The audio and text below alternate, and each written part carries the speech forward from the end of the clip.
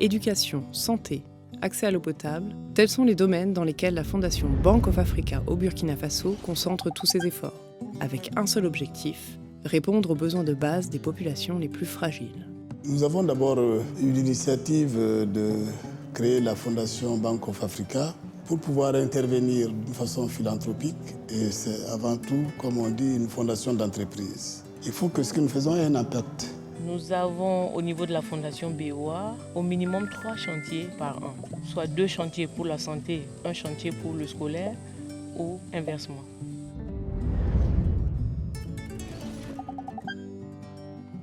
La construction de centres de santé et de protection sociale en zone rurale participe de manière concrète à l'amélioration des conditions de vie de l'ensemble des communautés avoisinantes.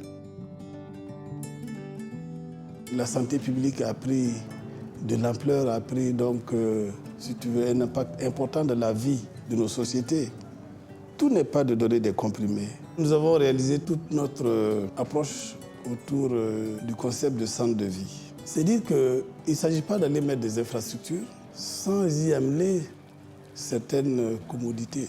Et nous avons rendu possible que les accouchements dans ce village et les 15 villages environnants qui ne sont pas loin, que les femmes puissent venir accoucher en tout temps et à tout moment et puissent avoir des actes de naissance.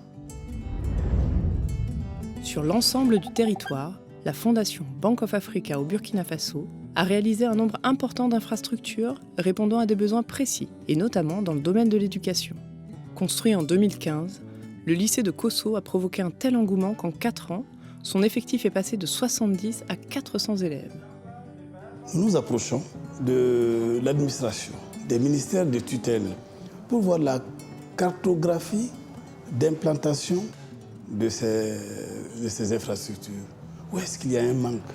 Nous allons surtout où la demande est la plus forte. S'il faut faire 15-20 km pour avoir accès à un centre où tu peux recevoir le savoir, ce n'est pas une chose aisée pour des gens qui vivent dans des contrées très reculées. Dans ces villages où on allait chercher parfois l'eau à plusieurs kilomètres, nous avons fait des forages pour mettre à la disposition des populations de l'eau potable. Nous avons essayé également d'amener un peu d'éclairage. Ça a permis aux élèves d'étudier un peu plus tard. Quelqu'un qui apprend, qui a le savoir, se prend en charge.